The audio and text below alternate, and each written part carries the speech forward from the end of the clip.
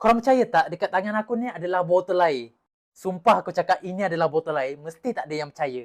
Kita buktikan. Jeng jeng jeng, botol air. So, ini adalah botol air lipat yang tak ramai orang tahu pun termasuk aku.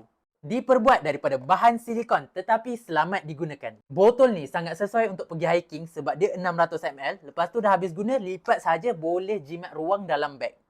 Isikan je air dalam ni. Okey, isi. Dah siap isi. Tinggal tutup je pusing-pusing dekat sini. Dan boleh minum melalui curung atas ni. Okey, jom kita minum.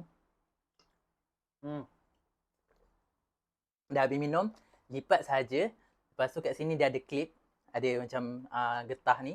Tarik sampai ke tutup macam ni lah. Sampai tutup.